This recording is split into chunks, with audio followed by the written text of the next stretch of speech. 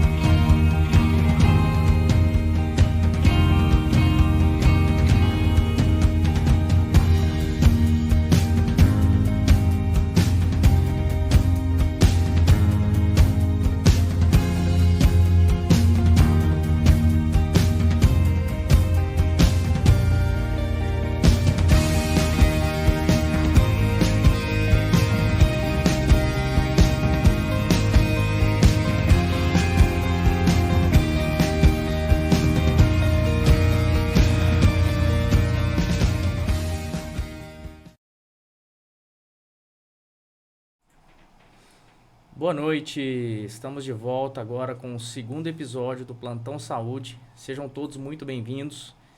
Estamos aqui direto do TV Uberaba Online e para vocês que estão acessando através do Instagram, migrem para o YouTube, porque lá a gente vai acompanhar os chats para vocês participarem com as perguntas e esperamos que vocês participem bastante. Hoje nós temos um convidado mega especial. Eu estou falando aqui de um amigo, psicólogo, docente do curso de Psicologia da Universidade de Uberaba e também gerente assistente do Instituto Maria Modesto de Uberaba. Eu estou falando aqui do Sérgio Marçal. Muito bem-vindo, Sérgio. Muito obrigado por ter aceitado o nosso convite. Espero que você fique bastante à vontade. É um tema extremamente interessante e vamos falar de assuntos extremamente delicados para a população de Uberaba e levar também informação, conhecimento e, quem sabe, uma mudança no estilo de vida, buscando estar alinhado com a saúde mental. Muito boa noite, seja bem-vindo. Com certeza, Fábio. Boa noite a todos que estão nos acompanhando aí nos diversos canais. É sempre muito importante, né, falar de saúde. Vi que a vinheta de vocês traduz o ideal, né? Qualidade de vida, inovação, saúde, cuidado, que acredito que seja tudo que nós precisamos hoje enquanto sociedade, né? Então vamos lá, falar de coisas importantes, reconstruir conceitos, quebrar estigmas, produzir afeto, cuidado, qualidade de vida. Exato. O Sérgio que tem uma grande experiência, né, Sérgio? Desde a saúde mental pública, né? Sim. E isso estende até para o consultório também. E hoje o nosso tema é falar sobre a saúde mental em crianças e adolescentes e os impactos das redes sociais. Sim. E nada mais justo do que a gente começar, né, com a pergunta: o que de fato é a saúde mental e por que ela é tão importante? Se nós formos fazer um recorte do conceito de saúde definido pela Organização Mundial da Saúde, nós temos saúde como o estado de completo bem-estar biopsicossocial e acrescentou-se o espiritual, falando do conceito de saúde. E saúde mental é gozar de condições de exercício de todas as faculdades psíquicas para estar inserido com qualidade, exercer a sua rotina, desempenhar papéis sociais e ser capaz de contribuir no meio social em que vive. Então está para muito além de estar apenas lúcido, com a capacidade crítica preservada, consciente, né? Mas também discernir, produzir, contribuir no meio em que se vive. É bastante amplo, né? Existe também uma diferença entre saúde mental e doenças mentais, né? Sim. A nossa cultura, a gente costuma dizer que ela é uma cultura... O nosso conceito de saúde, inicialmente, ele é um conceito de saúde baseado na doença, né? Nós falamos de cuidar da saúde, inicialmente, o modelo biomédico, o conceito inicial, ele fala de saúde como ausência de doenças. E quando a gente fala de saúde, a gente pensa do cuidado de doenças. Mas muito mais que isso, é esse estado de completo bem-estar, né? E a ressignificação do conceito de saúde baseado também na prevenção na prevenção e promoção de saúde ao longo de todos os ciclos de vida, quer sejam a infância, a adolescência, a idade adulta e a terceira idade. Então, nós estamos diante de uma reconstrução do olhar de vida, de cuidado e de saúde, inclusive para a qualidade de vida, né? Porque vivemos mais. Mas será que vivemos com qualidade? Estamos vivos, vivos, mas vivendo, né? Ou será que estamos sobrevivendo? Viver é diferente de sobreviver. Não adianta viver mais e viver sem qualidade. Então, estamos diante de inúmeros desafios que nos sinalizam que os dois extremos da vida, a infância e a terceira idade, precisam ser melhor olhados. Até porque a gente está falando, quando a gente fala da infância, a gente fala do futuro das gerações, né? Sim. E hoje a gente sabe que existem muitas pessoas, especialistas, que cuidam do assunto, do tema de crianças e telas. Uhum. E é um assunto bem delicado, porque assim, algumas pessoas, alguns pais, ou vários pais, eles têm medo de dar acesso aos filhos às telas. Uhum. Até pela quantidade de tempo que isso pode demorar. E você acredita que as telas em si influenciam diretamente na saúde mental dessas crianças? Com certeza, Fábio. Primeiro, assim, os nossos modelos de família e aonde as telas entram nas nossas famílias, né? Quando a gente liga hoje a TV, tô ficando velho, né? Eu ia falar da época do DVD, do home theater, né? Uhum. Hoje já nós ligamos as Smart TVs no YouTube e por aí vai. Mas isso entrou num lugar de auxiliar as famílias no entretenimento das crianças para conseguirem desenvolver atividades domésticas e de rotina. Mas isso é muito mais do que isso. Antes, um pouco disso, dá para a gente falar da mudança no perfil de convivência e de quem cuida das crianças na família. Veja bem, na década de 80, 90, as crianças eram cuidadas por algum membro familiar. Predominantemente a mãe ou alguém que exercia esse papel. Com a mudança sócio-histórica que nós temos vivenciado nas últimas 3 décadas, a mulher saindo naturalmente para o mercado de trabalho e não estando no lar, o cuidado das crianças foi sendo delegado a outras pessoas. Terceirizado, né? Exatamente. E aí quem apresenta o mundo para a criança e lhe faz a introdução de mundo e lhe diz que isso é uma caneca, um copo, que o ensina a falar, que ensina o sim e o não, o certo e o errado, o pode ou não pode, o risco, né? Lembra da questão da gente falar, não bota o dedo na tomada que você toma choque. Às vezes a criança teima, põe uma vez, põe a segunda, na terceira, aí ela aprende, não pode, toma choque, né? Então, o que eu estou dizendo? Nós, família, nós apresentamos o mundo para as crianças. E, de repente, a família tem 1, 2, 3 empregos e não tem tempo para a criança. E aí, como que está sendo essa apresentação de mundo? O início da vida pode já se iniciar com deficiências, com falhas. E de equilíbrio, inclusive, de papéis. Né? De não substituir presença com presente, né? De não tentar compensar ausências, de ter equilíbrio entre o sim e o não, de estabelecer a diferença de preço e valor, não é porque eu posso que necessariamente eu tenho que te dar, e aí nós vamos chegar nas telas. E então, diante da falta de tempo, muitas vezes as telas ocupam e entretêm. Só que entre esse passar o tempo e ocupar o tempo, a se ter um desequilíbrio no uso e as crianças começarem a ficar dependentes de tela, há um limiar muito sutil. E aí muitas vezes hoje dá para dizer que a dependência de tecnologia é uma das mais graves dependências entre as nossas crianças e os adolescentes, inclusive gerando desequilíbrios físicos e psíquicos quando dá retirada. Retira o celular ou videogame ou computador de um adolescente que usa esse computador por 6, 8, 10 horas por dia abruptamente. Ele vai ter sintomas de abstinência tais quais aqueles do uso da droga. Porque a área cerebral responsável pela compulsão e pela dependência é a mesma. É a mesma. Então, existe um limiar muito tênue entre o benefício e os prejuízos, que são diversos em diversas áreas de desenvolvimento da vida. Então, as telas hoje são, sem dúvida, um grande problema, inclusive porque elas abrem portas que muitas vezes nós não estamos enxergando aonde vão dar. Que antecede, inclusive, a faixa etária daquela criança. Aliás, Exatamente. pode acontecer, né? Hoje mesmo havia uma operação policial na cidade para apreender máquinas e arquivos relacionados à pedofilia, né? A abuso sexual infantil, hoje aqui em Uberaba. Então, será que a gente está sabendo disso, né? Ô, Sérgio, e essas questões das telas, as mídias sociais, isso aí transcendem as crianças, né? Os adolescentes e chega à fase adulta. Sim. E diferente do que eu aprendi, que o bem mais precioso que a gente tem é o tempo, eu aprendi que além do tempo, a gente tem a atenção. Sim. E quando você fala sobre uma terceirização de cuidados com as crianças, né? Eu percebo que os pais, geralmente, eles focam muito em redes sociais, mesmo próximo dos filhos, e acreditam estar ali dando atenção para os filhos. E, na verdade, eles estão só doando tempo, mas não estão doando atenção. Uhum. Isso impacta também, porque a gente fala sobre ser exemplo, as palavras ensinam, mas o exemplo arrasta, né? Uhum. Então, quando você vê que tem famílias ali trocando a atenção pro filho para ficar na tela, o filho percebe, ele também entende isso, ele já consegue raciocinar isso, e acaba que as mídias, as telas, os celulares se torna algo curioso para eles, né? Porque os pais que são exemplos estão ali focados nas telas. O espelho está mostrando aquilo, né?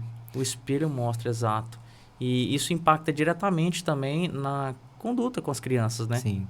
Sim. Existe também uma técnica para aproveitar, fazer bom uso das telas, porque assim, proibir, inibir, não deixar tudo isso numa era que a gente vê que é a era da tecnologia, a gente entra até em contradição na criação dos filhos, porque eles vão ver isso o tempo todo, nas escolas, com os colegas. E existe uma técnica, talvez uma conduta melhor para que eles possam ter acesso sem causar esses prejuízos na saúde mental? Se nós formos partir do senso crítico, eu costumo dizer assim para os meus pacientes, eu sei que eles às vezes me odeiam no começo, sabe? Nós passamos em média de 4 horas a 4 horas e meia na escola. Temos um tempo de tarefa. Nós precisamos ter um equilíbrio na distribuição do tempo, porque não é só passar o tempo, é a ocupação produtiva do tempo. Em que esse uso implica qualitativamente no seu desenvolvimento e na aquisição de esquemas que vão ser úteis ao seu desenvolvimento e à sua vida. Se você passa 4 horas e meia na escola, faz 2 horas de tarefa, será que é razoável você ficar 6, 8 horas no computador? Então, primeiro, o equilíbrio com que se distribui a carga horária, a quantidade de horas do dia nas atividades que essa criança e esse adolescente faz. Por quê? Hoje, inclusive com os celulares de toque, né, que são dos últimos, 15 anos, aquilo ali não tem fim. E o que significa aquilo? A gente está ali rolando o dedo e está puxando mais conteúdo, mais. Aquilo é um chuveiro de endorfina. E a gente tende a não querer. A gente quer que aquilo não acabe, a gente quer sempre o novo. E quando não vai se renovando aquele estoque de informações, a gente vai sentindo tédio. E a gente vai tendendo a depender do aparelho. Veja a reação das pessoas quando a bateria está acabando e não tem uma tomada ou um carregador perto. Chega a dar uma sensação de desespero, né? Observe, né? E essa tendência, ela é nossa. E aí, o que essa criança, esse adolescente está aprendendo que vai efetivamente contribuir para a sua vida? E o que nós, adultos, como você bem disse, estamos espelhando no sentido de apresentar o mundo para ele? A nossa vida não é uma vida instagramável, né? Nós compramos, eu me lembrei do conceito de felicidade líquida e de amor líquido do Baum, que diz, né, desse esvaziamento do sentido das coisas na nossa vida, que elas têm muitas vezes sentido até que a gente conquiste, a gente conquistou, a gente quer mais, e aí a gente está sempre buscando, sempre alcançando, mas sempre cansando e sempre querendo mais. E as coisas vão tendo sentido até que a gente conquistou, esvaziou e já quer o próximo. E aí o carro muda de modelo todo ano, o telefone muda de número e eu tenho que trocar, a coleção trocou eu tenho que adquirir. E eu vivo numa corrida onde eu estou sempre ganhando, mas com a sensação que tenho que sempre ganhar mais, de que eu não ganhei o suficiente, de que eu não sou o suficiente e que eu tenho que fazer o que todo mundo faz, né? E aí a gente vai ficando com um conceito de eu, de subjetividade, de felicidade muito esvaziado, né?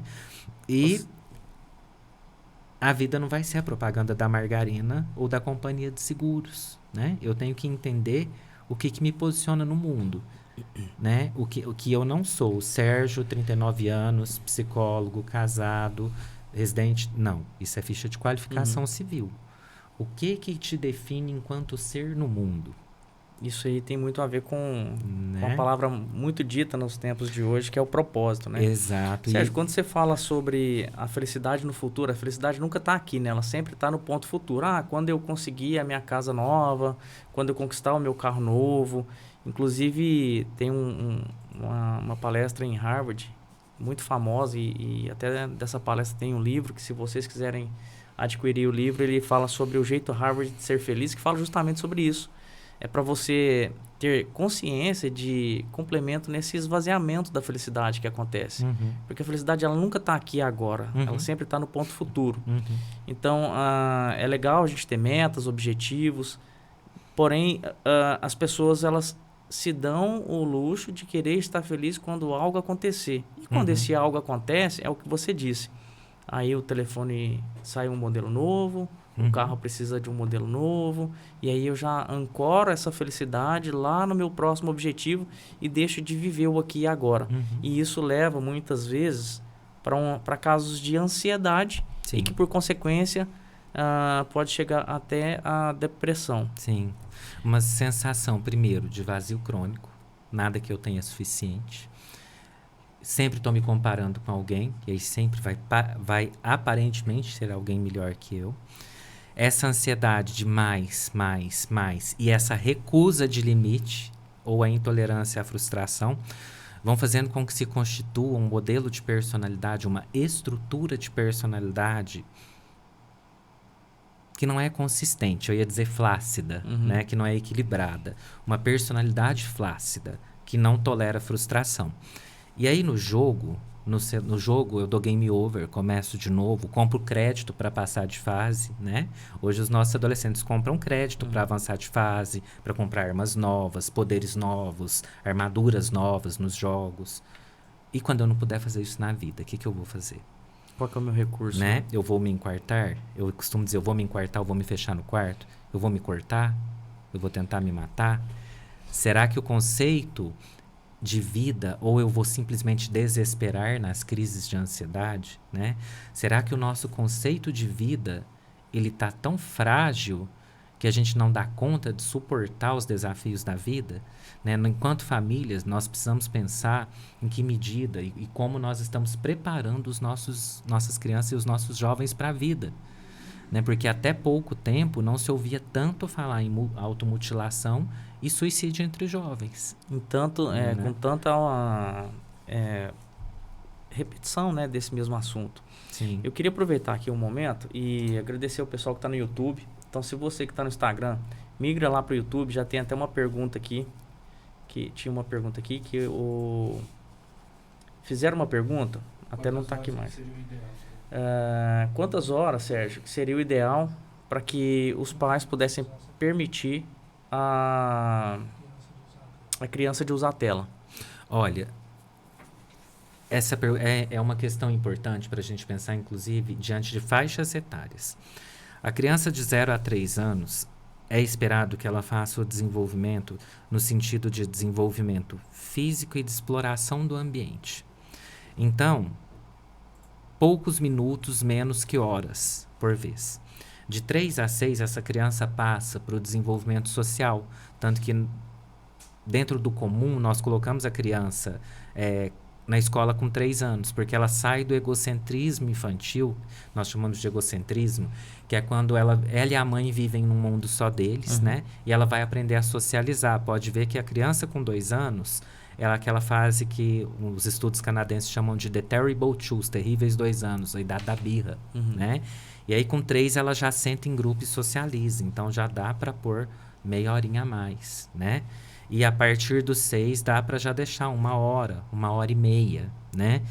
Mas conjugado com outros hábitos, né? As tarefas da escola, o brincar concreto, né? Com brinquedos, com colegas, a socialização, porque nós crescemos em grupo, né? Nós aprendemos, muitos comportamentos são grupalmente aprendidos. Fato é que nós temos na adolescência, por exemplo, nós temos uma sensação de pertencimento e exclusão social ligadas a se sentir dentro de um grupo, né?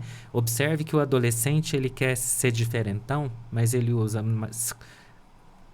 em geral, a mesma marca, o mesmo estilo de cabelo, a mesma cor de roupa, né? Sérgio, é legal você falar sobre essa fase, né? Essa gradação, né? Gradação, porque eu sempre ouço falar sobre a primeira infância e a segunda infância. Tudo isso que você falou está dentro dessas duas fases, né? Da primeira infância, que vai do 0 aos 6 anos, e aí depois dos 6 aos 12, 14, inclusive é quando a criança, ela, no final da segunda infância, quando ela está entrando na adolescência, na puberdade, ela já começa a se sentir independente.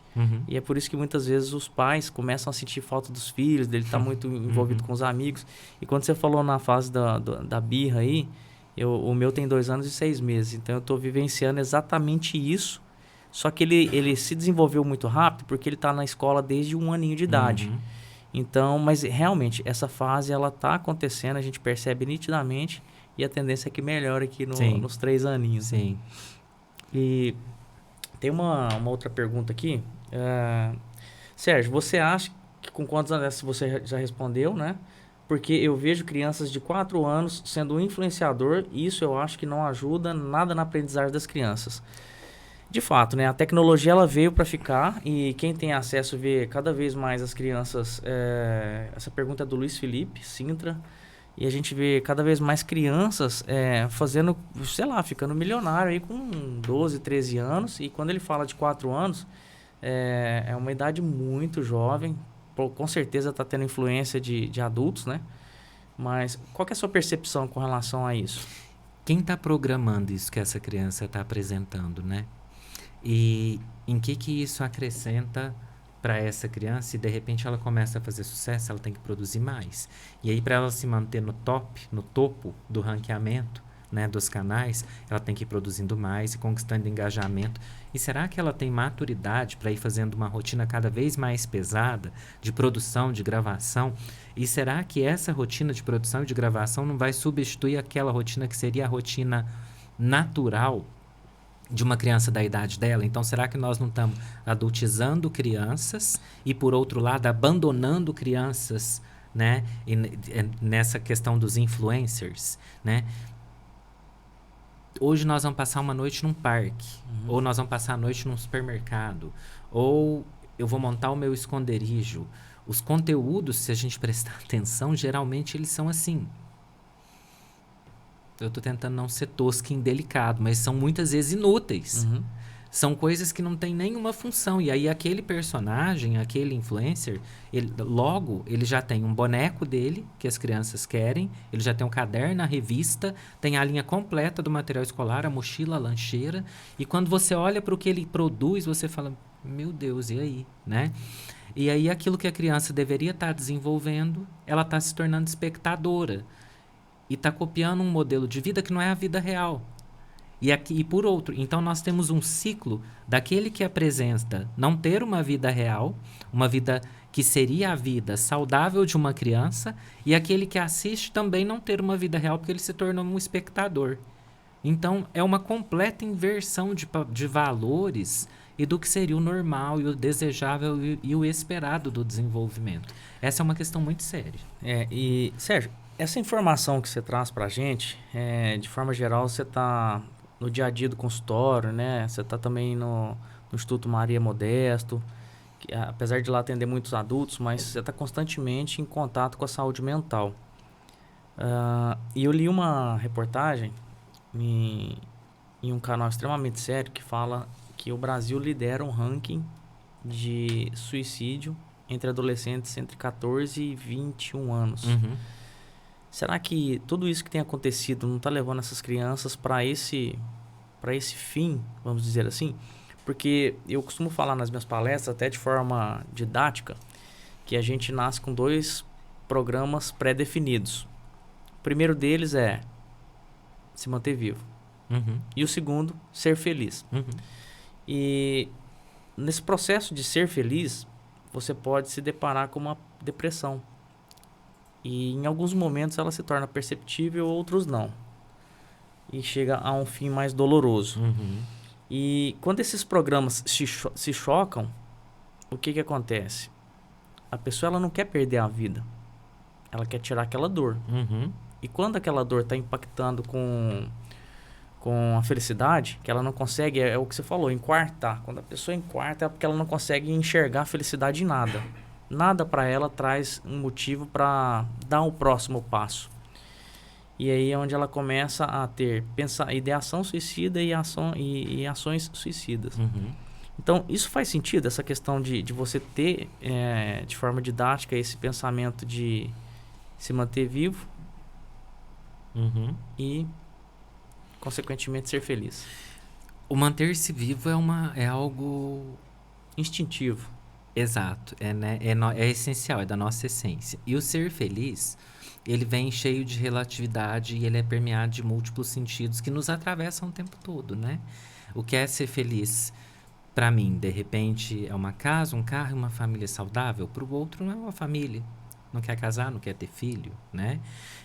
Enfim, o que pesa nesse sentido é que nós precisamos entender que a frustração, ela tem o sentido de nos ligar com a realidade para entender que nem tudo eu posso. Primeiro, há limites reais, né? E nós, enquanto pessoas que cuidamos de crianças e de adolescentes, precisamos entender isso, que a vida não vai trazer tudo pronto, né? E que não é porque eu posso dar tudo a um filho que eu devo dar tudo. Existe uma diferença de preço-valor, né? Não é porque eu posso comprar porque eu tenho que dar, existe o mérito, porque a vida vai cobrar mérito, né?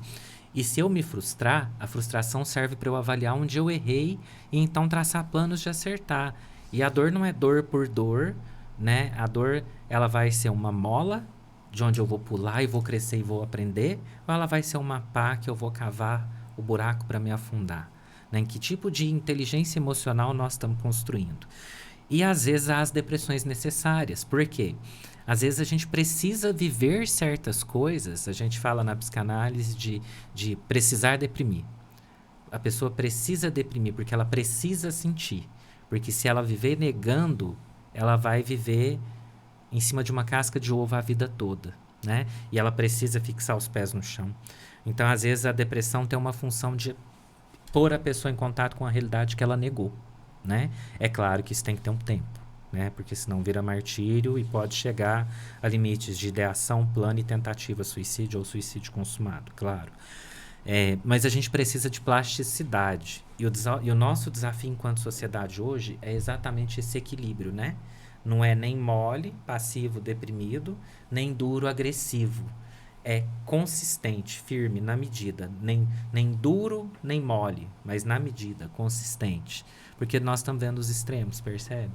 Né? As brigas, os conflitos, as pessoas se atacando por questões políticas, ideológicas, ou as pessoas se isolando e desistindo. Então fica cada vez mais evidente que está faltando equilíbrio, está faltando plasticidade, capacidade adaptativa. E a gente se fechar não vai resolver. A gente só vai adiar.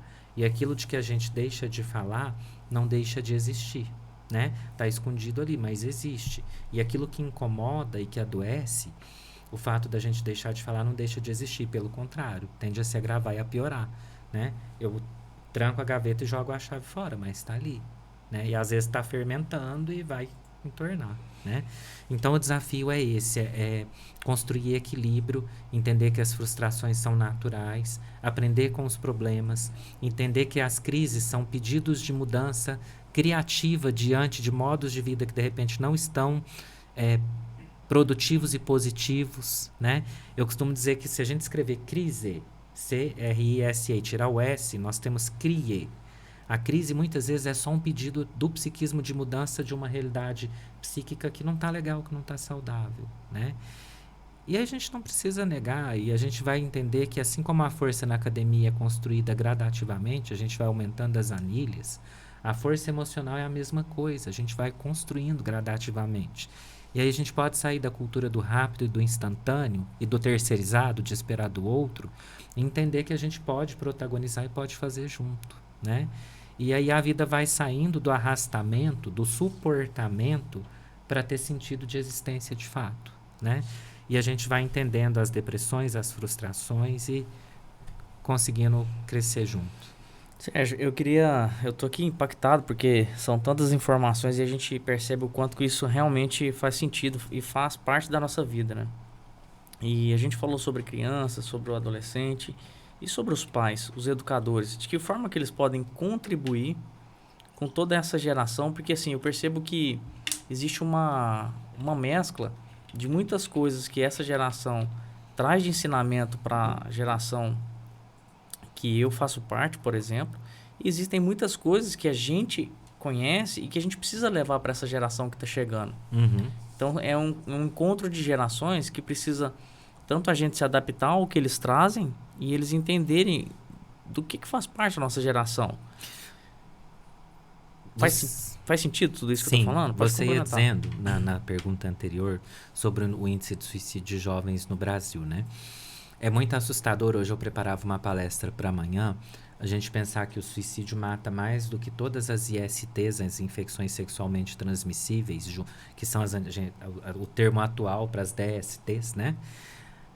Suicídio mata mais que a AIDS, a sífilis e as outras doenças sexualmente transmissíveis ou as outras infecções sexualmente transmissíveis juntas no Brasil. Onde que nós estamos perdendo a linha de equilíbrio disso, né? Com os nossos jovens.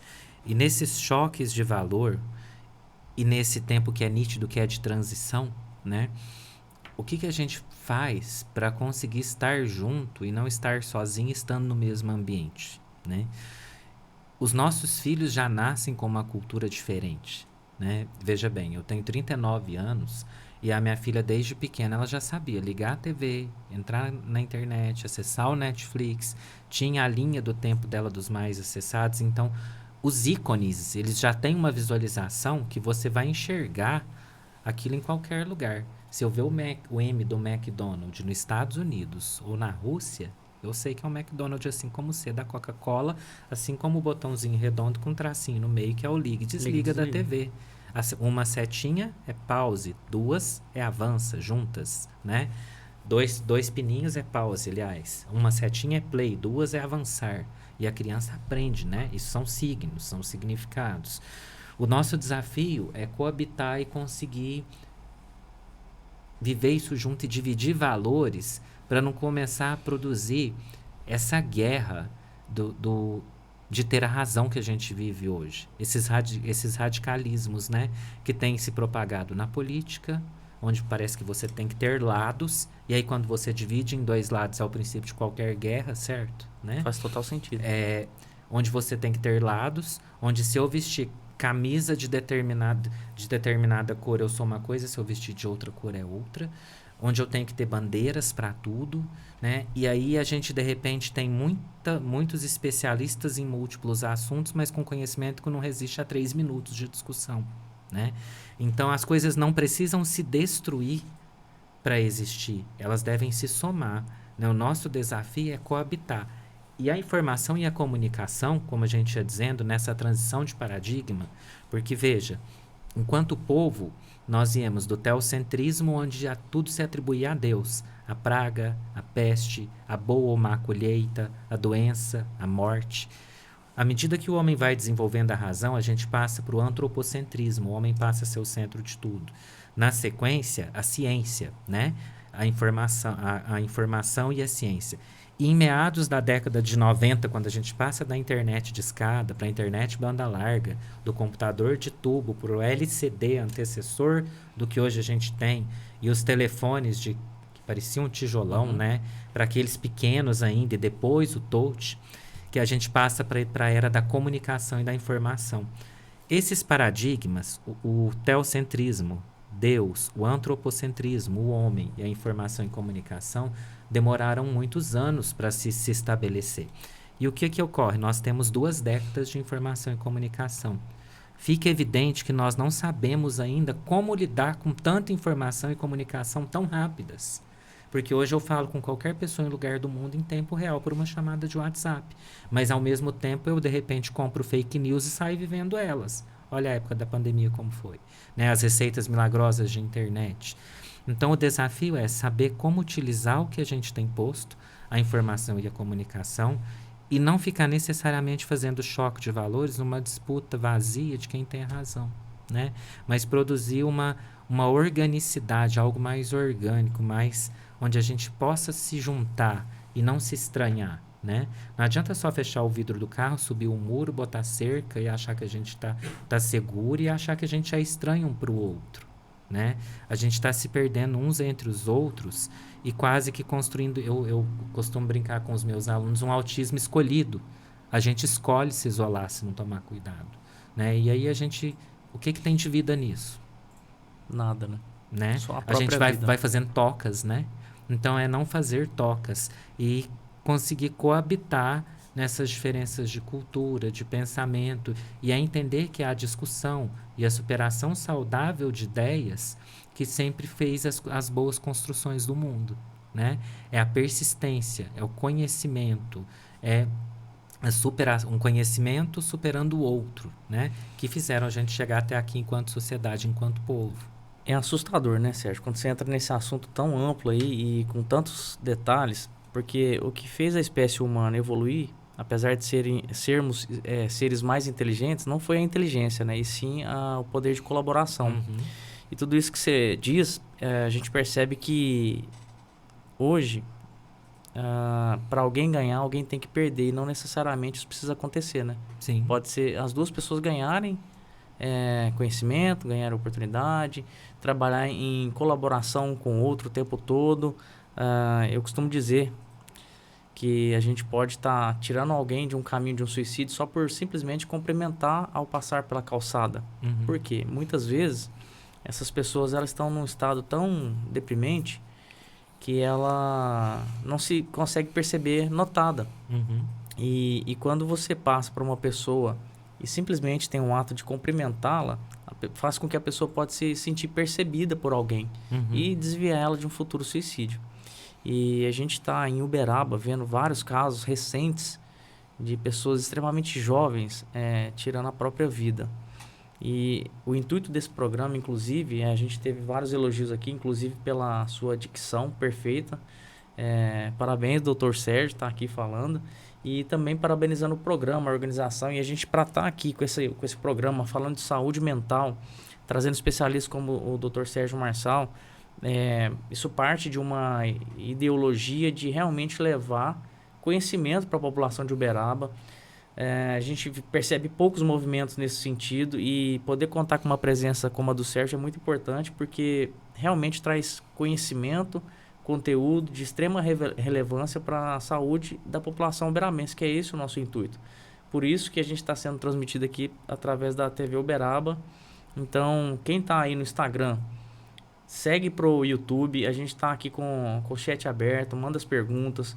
O Sérgio está aqui para responder, para tirar dúvidas. Então, aproveita o tempo, aproveita a oportunidade para a gente poder esclarecer, né, o que a saúde mental faz de diferença na sua vida, como acessar a saúde mental, como ter acesso à saúde mental e como que ela pode, de alguma forma, transformar a sua vida.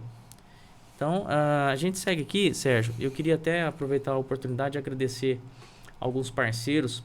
E se você gosta do programa, gosta do tema, tem interesse em contribuir, faça um contato através da TV Uberaba Online, através do Instagram, do Plantão Saúde, e venha ser nosso parceiro como a Lute Criativos. A Lute Criativos, ela trabalha com toda a criação de brindes, canecas, personalização, gráfica, adesivos. Então tá aí o telefone da Lute e também o Instagram. Sigam para vocês perceberem e verem aí o trabalho que eles já fazem, que é extremamente legal.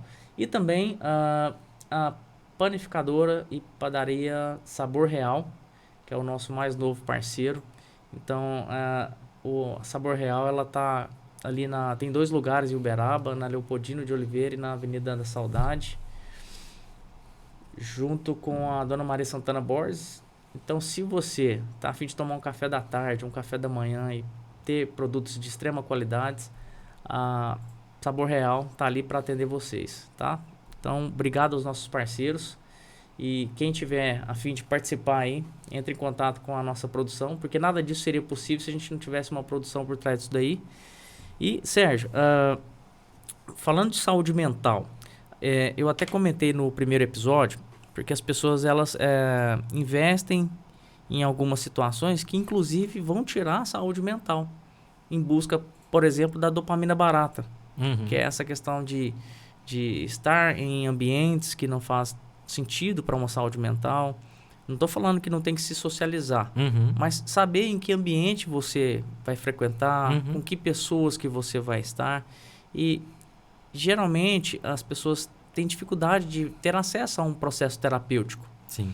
E hoje, o processo terapêutico está mais em evidência. Eu que atuo há 11 anos na área da saúde, através da indústria farmacêutica, eu percebo a quantidade de novos profissionais da saúde mental que estão se formando aqui em Uberaba. E você, que tem acesso direto aí como docente do curso de psicologia, percebe também essa evolução dos profissionais da área da saúde? Com certeza. Eu estava te ouvindo e estava me vindo uma imagem mental aqui da época em que muitos consultórios ainda são assim, né?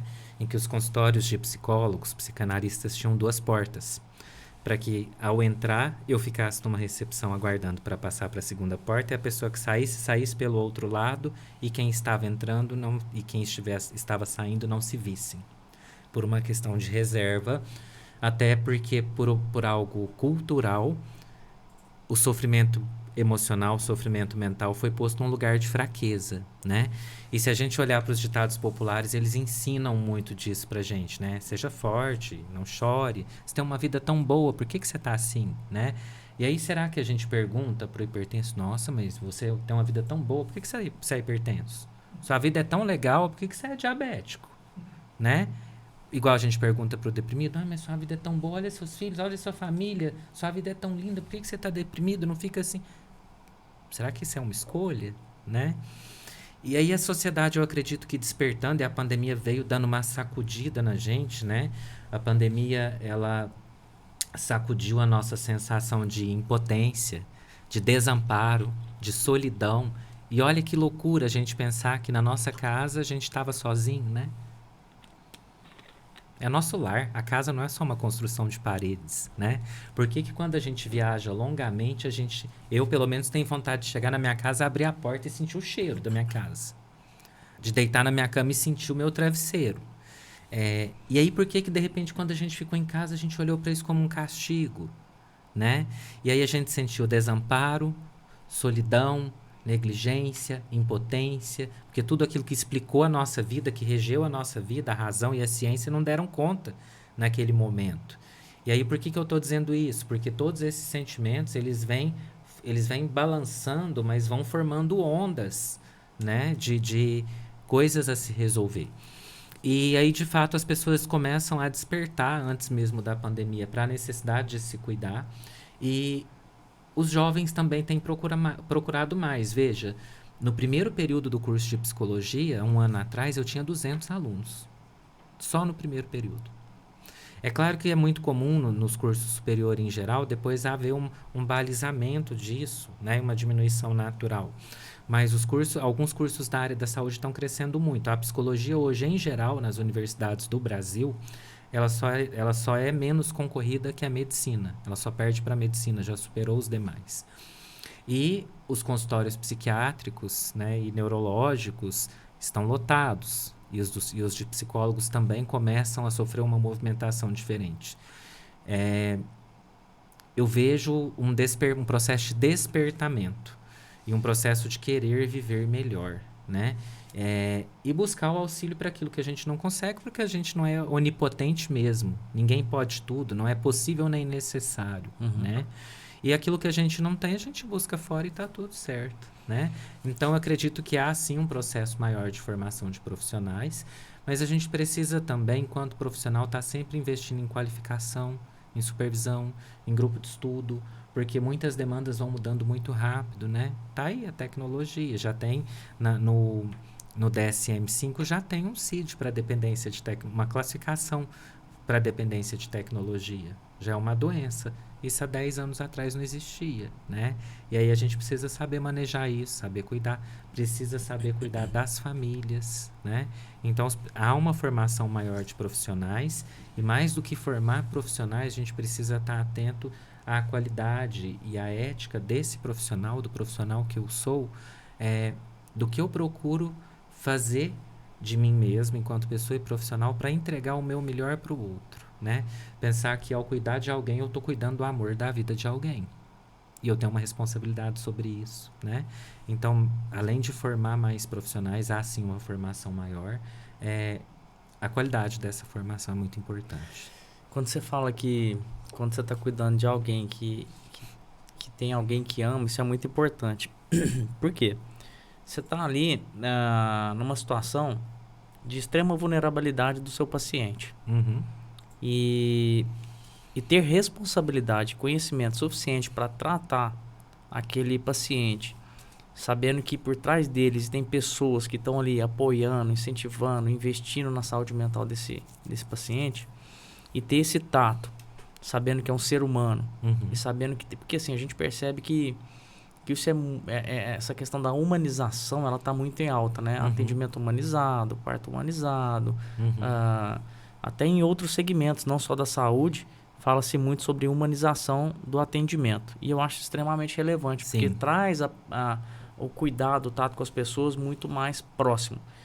E quando você fala que a pandemia ela trouxe ensinamentos, eu concordo plenamente, porque de fato as pessoas estão cuidando mais umas das outras, estão valorizando mais, então já percebe-se uma evolução pós-pandemia. E aquilo que você fala sobre a pessoa entrar em depressão, é necessário para ela ter ciência daquele sentimento e saber como sair dele, para talvez não voltar mais para aquele estado, é muito importante. E a pandemia ela veio para ensinar. E mesmo com tudo isso acontecendo, Sérgio, deve ter entrado no DSM, é isso mesmo? O termo que fala? Então, nesse termo deve ter entrado também uma cláusula falando sobre o burnout, que nada mais é a ausência da saúde mental num ambiente de trabalho. Hoje até o Ministério do Trabalho atribuiu essa doença às doenças do trabalho. Sim. E hoje, eu lembro que no início do nosso bate-papo aqui, você falou sobre a terceirização da educação dos filhos. Isso tem muito a ver com a necessidade de trabalhar. E às vezes as pessoas, pela necessidade de trabalhar e financeira, ela abre mão da saúde mental, de deixar de olhar para essa questão da saúde mental, e em algum momento o seu corpo se manifesta, levando ela para um estágio onde ela é necessariamente obrigada a ter uma pausa. Eu me peguei lembrando aqui de um pensamento de um dos sábios antigos, né? Não me lembro quem foi, aí o pessoal vai achar fácil aí. Eu acho que, se não me engano, não vou afirmar porque eu posso incorrer em erro. Quando te pergunto o que mais te chama atenção na humanidade, nos homens, e aí essa pessoa responde ao fato de passarem a vida toda correndo para ganhar dinheiro e depois gastarem o dinheiro para recuperar a saúde, né? Que a gente passa grande parte do tempo correndo para ganhar dinheiro e depois perde todo esse dinheiro para recuperar a saúde que perdeu para ganhá-lo. E aí, quando a gente fala de humanizar, e é muito a nossa vida, né? Eu costumo dizer que quando a gente envelhecer e não puder subir as escadas da casa de 2 andares, não puder dirigir o carro bom, não estiver enxergando bem, já estiver com tremores, o que vai sobrar é o que a gente efetivamente viveu, né? Então, o que importa é o que a gente sentiu e fez sentir, a qualidade com que a gente viveu, né? Porque todo o restante vai passar. E aí, de repente, a gente gasta muita energia para conquistar e vê isso tudo se perdendo. E por que a gente fala de humanização para o humano, né? Onde que a gente foi se desumanizando sem se dar conta? Quando a gente fala de humanizar o cuidado em saúde, que já é para um humano, né? E por que que a gente adoece tanto trabalhando? A síndrome de burnout foi inicialmente cunhada, era conhecida como a síndrome do jaleco branco, né? O profissional de saúde que muitas vezes tinha dupla, tripla jornada. A síndrome do esgotamento profissional, né? Que antigamente nós conhecíamos como as astenias, as neurastenias, né? Os esgotamentos. E ela passou a ser aplicada a todas as pessoas que se esgotam profissionalmente. Por que que a gente precisa trabalhar tanto e chega ao ponto de não dar conta de desfrutar disso e começar a produzir, além de doenças mentais, doenças físicas? E algumas delas são muito típicas, quando manifestadas fisicamente, é porque já estouraram antes mentalmente, né? Por que que as doenças do estômago, da pele, a queda de cabelo, a caspa, a psoríase, as doenças intestinais, gástricas de um modo geral, elas têm tanto a ver com o emocional, e quando se manifestam é porque o emocional já está quebrado, já está pedindo socorro, né? As doenças osteomusculares. Então a gente precisa pensar esse sentido, o lugar do trabalho e da vida na vida da gente, né? É um pleonasmo, é uma redundância, a vida na vida, né? Eu sempre costumo dizer que viver é muito diferente de sobreviver ou de suportar a vida, né? Ou de estar vivo. O que nos difere do animal é a capacidade de escolha e de sentir e de expressar sentimentos. E se de repente a gente está correndo e repetindo rotina, reproduzindo rotina sem sentido. Você acorda correndo atrasado, escova o dente, sai correndo, engole um café, vai trabalhar, trabalha, para, dirige, almoça, escova o dente, volta, trabalha, chega em casa, quer se jogar, cansado, e aí no final do dia você não quer nem ouvir e não sabe se você quer comer ou dormir primeiro, e aí acabou o dia. Aí no outro dia vai, levanta e repete tudo. E aí, onde que eu cresci nisso? Ou eu só cansei, né? É a gente se situar no meio disso tudo e não só sobreviver e começar a segunda dizendo, nossa, essa semana vai demorar a chegar a sexta. Esse ano não tem nenhum feriado prolongado. Nossa, não vai ter ponte. Puta, eu acho que eu vou pegar um atestado. E aí, né?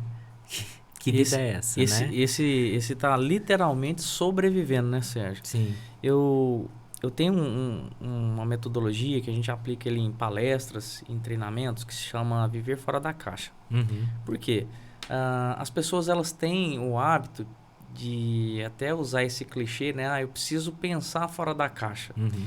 E o que isso acontece? Eu preciso pensar, porque ela quer um resultado diferente daquele que ela já está tendo, que é essa rotina, esse looping que ela vive.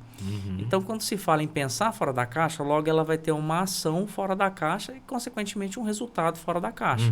Com isso, ela se sente por si satisfeita a ter um resultado diferente. Só que logo na sequência, o que ela faz? Volta para dentro da caixa. Então, a ideia do projeto Viver Fora da Caixa é justamente levar as pessoas para um nível de inteligência emocional para que elas consigam perceber que esse fato desse looping que existe, de estar sempre na mesma rotina, de estar sempre fazendo a mesma coisa e querendo resultados diferentes. Até uma frase atribuída a Albert Einstein que fala sobre insanidade mental é querer resultados diferentes fazendo a mesma coisa. E tudo isso que você trouxe faz muito sentido. Então, as pessoas, algumas pessoas ou várias pessoas, elas têm o hábito de se comprometer com 5 dias de possível tristeza para se arriscar a 2 dias de alegria, que seria a sexta e o sábado, porque no domingo ela já começa a ter aquele sentimento pesado de nossa, amanhã eu já tenho que trabalhar, já preciso passar minha roupa, organizar meu material de trabalho e tal. E quando esse final de semana não é feliz, não tem momentos de felicidade, ela se compromete em 14 dias para se arriscar novamente num final de semana. Então, por que não ser feliz todos os dias? Por que não ter ações todos os dias que me trazem felicidade? Por que não me movimentar em prol de estar feliz, de ser feliz, de praticar a felicidade em mim, no outro? Usar a prática de uma linguagem positiva, né? A psicologia positiva fala sobre isso também, né, Sérgio? Sim. Sobre esse vocabulário positivo. A gente percebe muita negatividade em qualquer ambiente que você vai. Sim. As pessoas elas focam muito em problemas, quando na realidade aquilo que se foca cresce. E uma coisa que ninguém fala é que quando você deixa de focar, ele diminui. Então, se a gente foca em soluções, se a gente foca em fazer algo diferente, focando no resultado positivo, o que é negativo desaparece. Então, por que que eu vou gastar energia com algo que não faz tanto sentido? Sim. Quando você fala de pensar fora da caixa, a gente transita. Eu fiz um trânsito aqui entre a psicologia cognitivo-comportamental, né? Ou a terapia cognitivo-comportamental, a TCC, que hoje é muito, né, está muito em alta para as ansiedades, para as depressões. Para uma psicoeducação. Exato, no sentido da gente pensar o recondicionamento de comportamentos, né? Porque nós somos altamente condicionáveis. Veja, se a gente sair daqui agora e pegar a primeira avenida para ir para casa e o trânsito estiver fechado, estiverem fazendo um buraco no meio para trocar uma galeria de água ou uma obra qualquer, a gente fala, nossa, vou ter que dar a volta. Por que não fizeram esse final de semana ou outra hora? A gente tem um pouco de dificuldade com a mudança. A gente é altamente condicionável. Se a gente observar o caminho que pega para ir trabalhar todos os dias ou para ir para certo lugar, a gente vai ver que muitas vezes a gente repete coisas, né? E muitas vezes são coisas repetidas dia após dia, né? Com pouco conteúdo novo. A neurolinguística fala muito disso também, né? Nós temos uma tendência a repetir pensamentos e comportamentos e muitas vezes renovar muito pouco esse repertório e construir muito pouco em cima.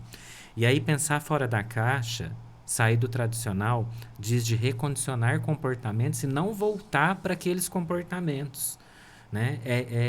Tá aberto a aprender e reaprender sempre, né?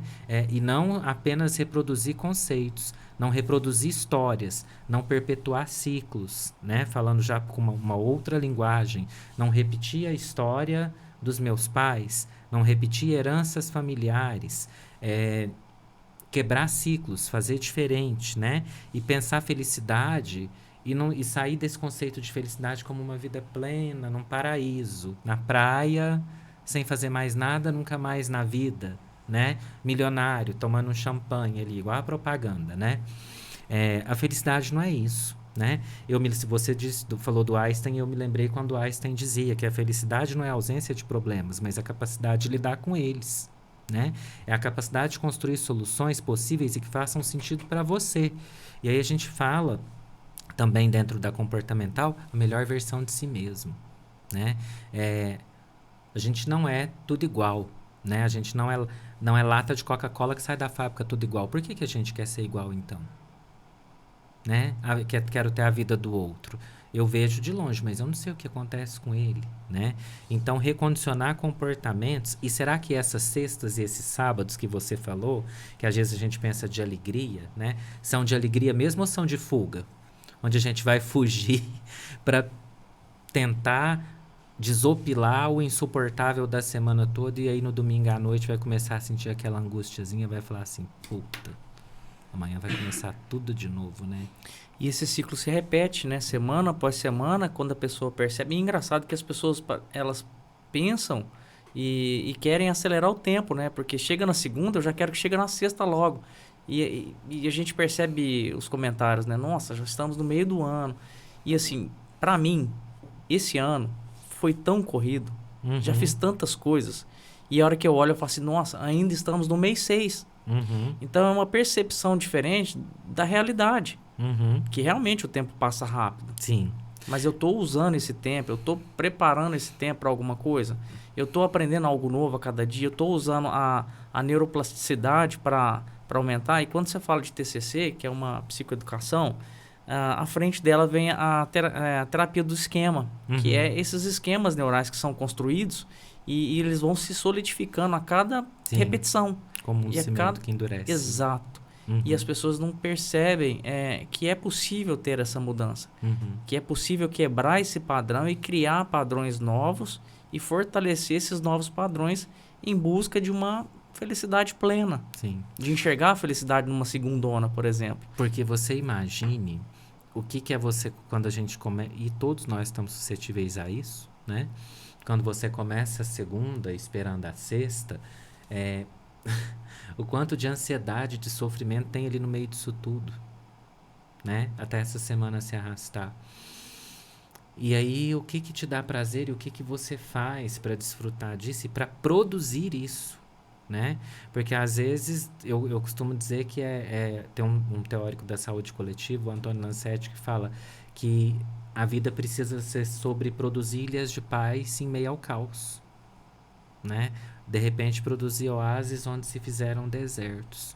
E no trabalho com a saúde mental, a gente vive muito isso no dia a dia, que é ver as múltiplas expressões. Eu estou me referindo a pacientes graves, né, já hospitalizados no instituto, né, no serviço de internação hospitalar psiquiátrica, que já perderam quase tudo, mas aí fica um alerta, né?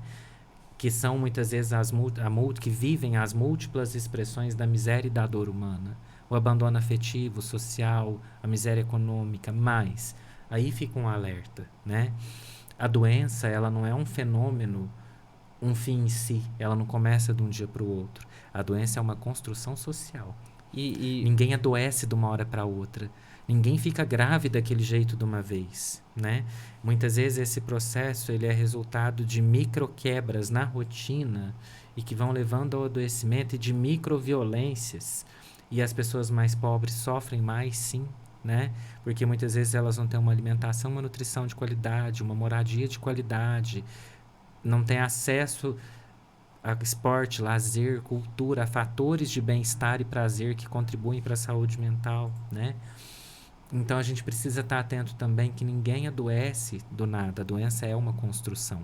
E o que a gente faz para se prevenir disso? Quais são os seus fatores de proteção? Isso é extremamente importante. E a doença, ela de fato, ela começa na mente. A gente percebe que a mente, ela leva a gente para estados e estágios cada vez maiores, que é o que você disse até sobre o síndrome de burnout, que ela sai do estado emocional e vai para o físico. E quando ela chega no físico é porque esse emocional já foi quebrado. Antes, sim. E veja, as doenças mentais ou os transtornos mentais, né? Eles já estão entre as principais causas de afastamento do trabalho no Brasil e no mundo. Olha né? que informação. Exato. E aí a gente tem que pensar que lugar que o nosso trabalho ocupa na nossa vida e nós, né, cada um de nós e as empresas também. Amanhã, inclusive, a fala que eu preparava é para isso, é para falar para líderes, né, para gestores de empresas, como que a gente está cuidando das pessoas no ambiente de trabalho. Porque 1/3 do nosso dia a gente passa ali, outro 1/3 a gente passa dormindo, né?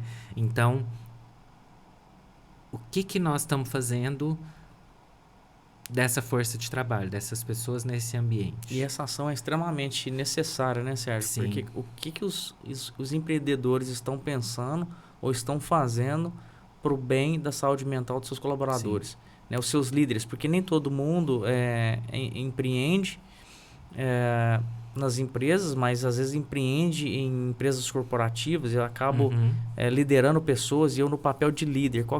O que eu tenho desenvolvido? E a gente percebe hoje, cada vez mais, as empresas em busca de profissionais qualificados, profissionais com perfil de liderança, e está cada vez mais escasso. E o que acontece? As empresas acabam promovendo, por necessidade organizacional, promovendo líderes despreparados que acabam impactando na vida de outras pessoas de forma negativa e sequer estão olhando com afinco para a saúde mental dos seus colaboradores. Então, é um processo que precisa acontecer. Até te parabenizo antes por estar nesse ambiente, levando essa informação, mudando a mentalidade desses líderes ou potencializando o que eles já pensam em prol da saúde mental. Sérgio, você falou sobre 1/3 da nossa vida a gente está no trabalho, certo? E 1/3 a gente tecnicamente está dormindo. Você, com 39 anos de idade, 1/3 dormiu, 1/3 esteve dedicado à saúde mental em Uberaba. Tem uma pergunta aqui que eu achei bastante pertinente para o momento, e ele pergunta o seguinte: o que você acha das escolas municipais de Uberaba não ter psicólogo? Porque nas escolas as crianças e adolescentes estão diante de muito bullying, preconceito e etc. Eu quero fazer um adendo aqui, porque o Luiz Felipe Sintra, que fez essa pergunta, ele está falando sobre psicólogos nas escolas. Hoje, Sérgio, em Uberaba, a gente tem em média 70... Seja mais preciso, por gentileza. 70 municipais, né? A nossa educação no Brasil, ela é dividida entre estado e município. Estado e município. O município, ele engloba desde a educação infantil berçário até o 8º ano. 9º ano do ensino médio agora. Do ensino fundamental, desculpa. E o ensino médio com o estado. Das unidades municipais de ensino em Uberaba, se não houve atualização, nós temos 74. 74 entre escolas. CMEIs, que são Centros Municipais de Educação Infantil, as antigas creches, e as escolas de ensino fundamental, que vão do 1º ao 9º ano. 74 escolas municipais e as estaduais. E quantos psicólogos a gente tem à disposição desse número de escolas hoje? Então, esse é um debate que eu venho promovendo, sabe? Sobre a importância disso. São 4 para 74 unidades. Então, se a gente pensar que são 74 unidades e multiplicar pela quantidade de alunos, só 4 psicólogos se torna totalmente inviável. O que o colega consegue fazer nessa situação é acompanhar situações limite, que a gente escuta situação-problema, separa situações-problema para mandar para acompanhamento. O psicólogo escolar, ele não faz a clínica dentro da escola, mas ele faz a mediação do processo de desenvolvimento do ser humano junto da equipe escolar. Por quê?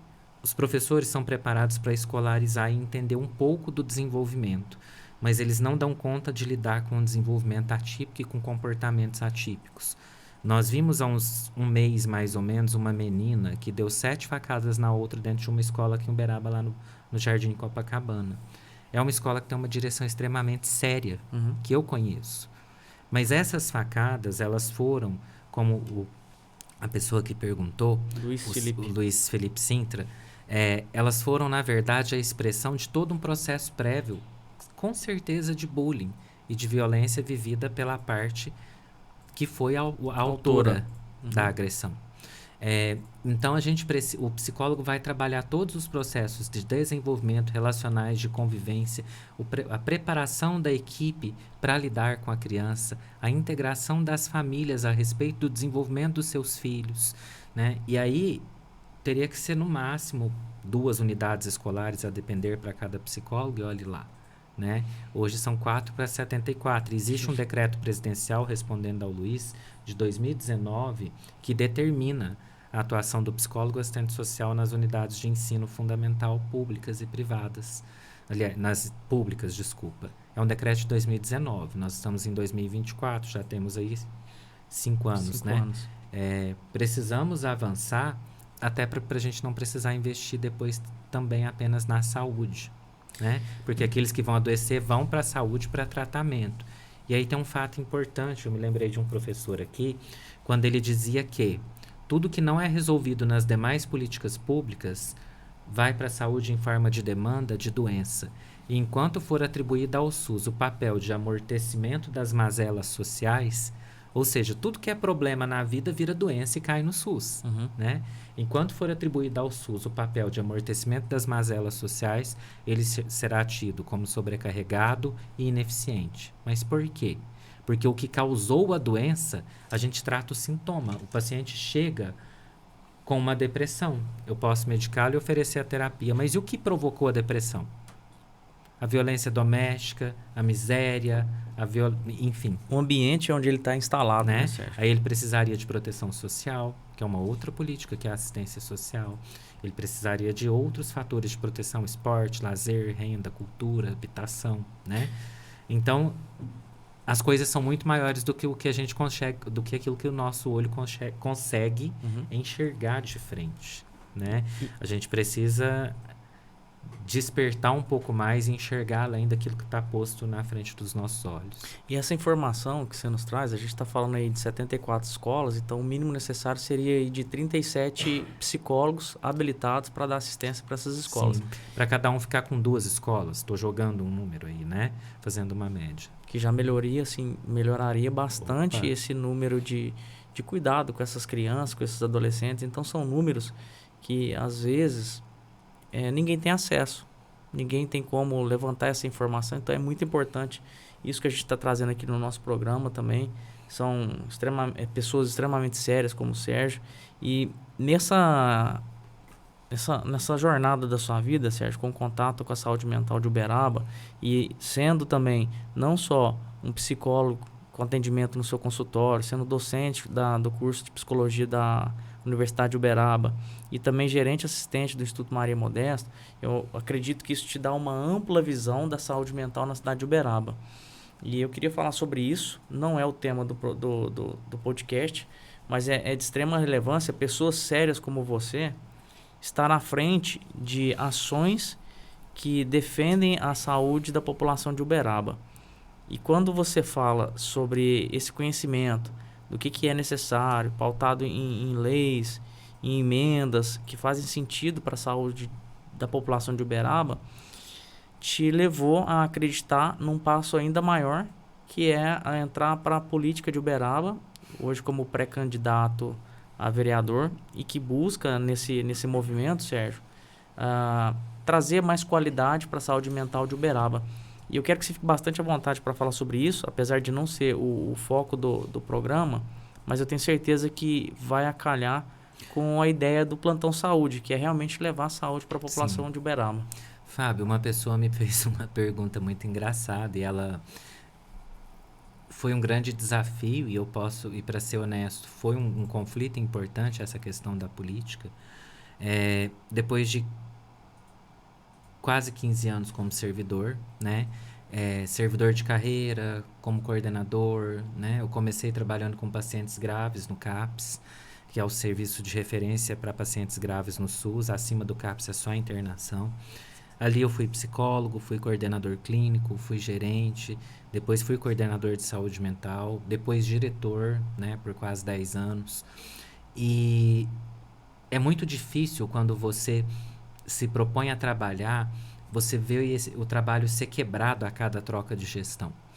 Porque a cada troca de prefeito, a cada troca de secretário, existe uma quebra no processo de trabalho, porque troca-se todas as coordenações dentro da secretaria, nos serviços de saúde, nas escolas.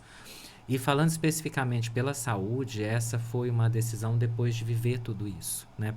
Depois de passar por diferentes prefeitos, vários secretários, e de trabalhar com uma política que não era uma política prioritária, né? Depois de ouvir que doido e drogado não era um público interessante, né?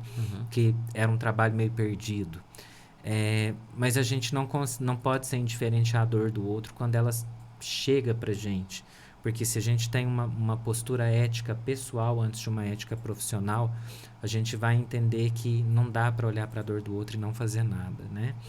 E exatamente por defender tudo isso, surgiu essa proposta da pré-candidatura, num sentido de, primeiro, Uberaba não tem uma lei municipal de saúde mental.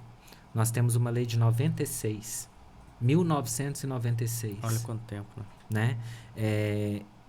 Nós não temos uma lei municipal que trate das pessoas atípicas, os autistas e a trissomia do 21, por exemplo, que é a síndrome de Down. Nós temos hoje um para cada 30 autistas e daqui 25 anos, em 2050, nós vamos ter 1 para 1. Ou seja... Então, para cada pessoa, entre aspas, típica, nós vamos ter uma atípica, uma autista. Será que nós estamos prontos? Olha a realidade das escolas. Nós temos muitos problemas com as populações negligenciadas. Olha as pessoas em situação de rua. Olha a população LGBT, né, que são as populações negligenciadas nos termos da lei. Essas são algumas das coisas que eu proponho pensar. As políticas para a juventude, temos excelentes serviços, mas não temos uma política municipal para a juventude. O que a gente vai esperar do futuro se a gente não cuidar dos jovens, né? Temos um trabalho excelente na FET, na Estação Juventude, mas e uma política forte que agregue as políticas públicas básicas, saúde, proteção social, que é assistência social e educação. Então, assim por diante, surge isso. Uma pessoa me perguntou, você precisa disso? Profissionalmente, nesse momento da minha vida, não mais, né? Fiz 39 anos, tem 2 meses, e eu tenho aí 15 anos de saúde pública, então é mais que 1/3, né? Mas eu gostaria de fazer algo mais do que a minha rotina, porque o meu trabalho nunca foi para mim o meu salário. Não vou ser hipócrita de dizer que é uma renda a mais e que é uma boa remuneração, né? Mas eu estou olhando mais por poder deixar alguma coisa a mais feito e atemporal. Porque se eu tenho um sistema de leis bem posto esse sistema de leis é fiscalizado e se ele não está cumprindo, há outras medidas, como o judiciário, por exemplo, para fazer valer o direito do cidadão. Esse é o papel do político, do vereador, né? E é sob esse olhar que a gente começou a pensar para ter outras possibilidades de contribuição. Eu poderia muito bem, isso já foi pauta da minha análise, ficar muito confortável atendendo só no meu consultório. Mas e as pessoas que não podem chegar até lá? Que não tem acesso, né? Porque não é todo mundo que pode pagar R$1.000 de terapia por mês. Numa sessão a preço super razoável. Se eu cobrar R$250 por sessão, uma sessão por semana, 4 por mês, R$1.000. Mas será que todo mundo pode pagar R$1.000 de terapia, mais uma consulta psiquiátrica, mais as despesas do mês? Né? Então, é pensar que nós somos um povo que sofre, que a gente precisa de cuidado, que fez isso tudo surgir para pensar a saúde e pensar as populações que mais precisam dela. E também fazer esse movimento que a gente faz aqui, porque movimentos como esse não só levam informação séria, informação necessária para o público e para a cidade de Uberaba, e é com esse intuito que a gente criou, eu e os meus colegas aqui, o Henrique e o Cristiano, que estão por trás desse projeto. E se não fosse eles, isso não estaria acontecendo da forma que está acontecendo. E é muito importante que a gente continue nesse processo, trazendo pessoas sérias, pessoas com conteúdo, com conhecimento de causa, para poder trazer e levar essa informação para a população de Uberaba, que é o nosso principal objetivo. E com isso, eu espero que a cada programa que o nosso público acompanhe, ele saia daqui com um conhecimento a mais, com um despertar a mais, com um desejo a mais de ter uma sexta-feira diferente, e pode começar por hoje mesmo, já fazendo algo diferente, pensando no resultado de amanhã, no resultado de logo mais, e acolher, né, as pessoas do seu convívio, as pessoas que estão aí próximo de vocês, acolher realmente com muito cuidado, com muito carinho, com muito afeto, e a gente vai continuar aqui com essa missão de trazer informação de qualidade, trazendo pessoas sérias, que tem um compromisso com a saúde de Uberaba, para a gente poder prosperar e levar conosco, né, nesse pensamento de ganha-ganha, onde todo mundo ganha. E eu não posso deixar aqui de pedir para vocês se inscreverem no Instagram, clicar no sininho aí para aparecer as notificações.